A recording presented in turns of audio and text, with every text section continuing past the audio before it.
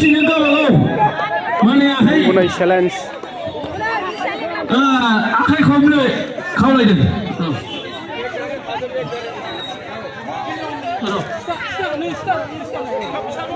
एसे रेडि जाथ'वाखै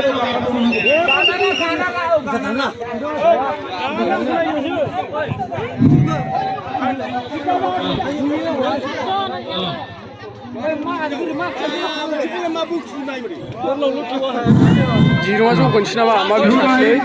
सोरबाफोर जुदि मानसिया खालामदोंबा गोदान मोनसे ग्रुप खालाम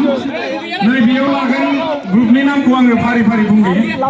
ओरैहाय दङ ओंखाम संग्रा ग्रुपआव मेला बर'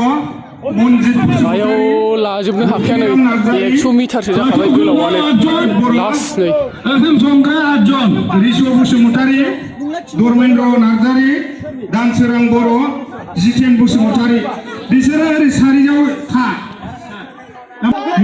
मेनला बर' मनजित बसुमतारी लकिराम बसुमतारी प्रदीप बर' धर्मेन्द्र नार्जारी दानसोरां बर' जितेन बसुमतारी आलां गैया आलां नोङो गोदान ग्रुप लानानै फै बाहाय सासे दं नोंसोरो मोनसे गोदान ग्रुप लानानै फै है दय नामखौ रोङिया भुल जाबायना नोंसोरो थाबनो बे हनै सोर सोर दं ग्रुप लानानै फै 9 जन जाखाबाय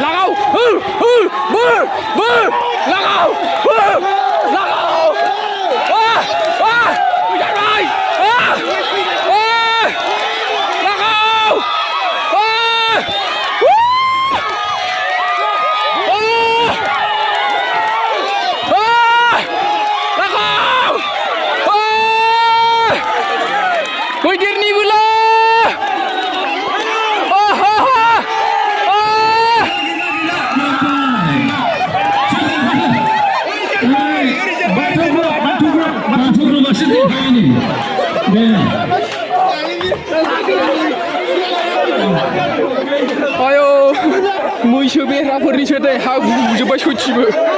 गैला नै गुजोब्बाय हाया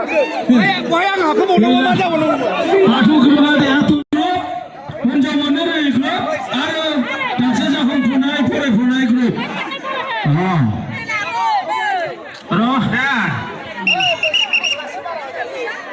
सेंग्रा ग्रुप आरो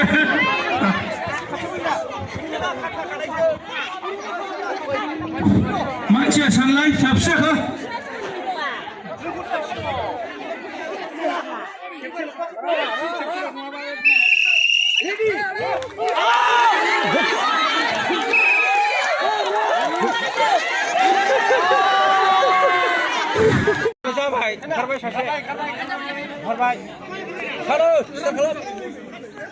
एबारनिया थार्ड राउन्ड माने थामथि खेला आरो फार्स्ट राउन्डआनो जागासिनो दा खेला मोननै थांबाय एबारनिया थामथि खेला आरो साथाम 6 जन 8 जाबाय फार्स्टआवहाय हाबा जासिनायफोरनि थांबाय एबारहाय बोरायनि ग्रुप आरो एबारना नै उद्रुजोब्बाय माथो सेकेन्डआवनो सेस हानजा फारसेना देरहाबाय धर्मेन्द्र ग्रुप देरहाबाय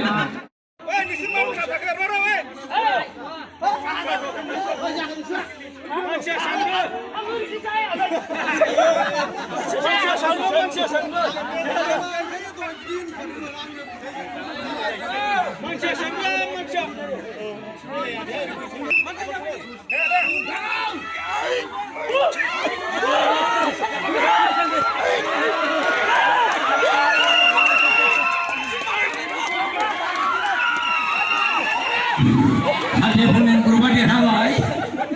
दानिया बिथांमोना फाइनाल गेलेनो थियारि जाखादो दानिया फैदो बाथौ ग्रुप बाथौ गेलेयै एबारावनो जोबथा फाइनाल आरो एबाराव नायनोसै सेंग्रा पार्टिया नैबे पार्टिजों जेनबाय एबाराव लास्ट फाइनाल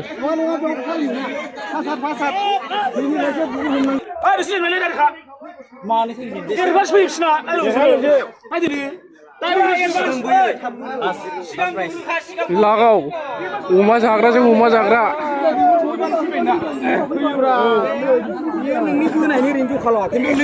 आरे बाथौ ग्रुप